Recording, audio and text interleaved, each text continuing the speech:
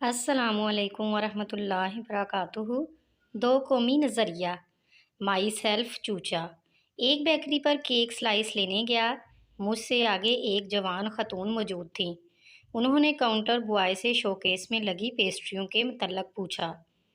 Salesman कुछ यूँ बताने लगा, मैम, ये ब्लैक फॉरेस्ट है, ये हनी आलमंड है, ये रेड वेलवेट है, ये थ्री मिल्क है, और ये।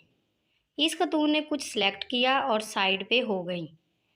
मैंने अपनी बारी आने पर उसी सेल्समैन से पूछा, इस वाले शोकेस में कौन कौन सी पेस्ट्रीज़ हैं?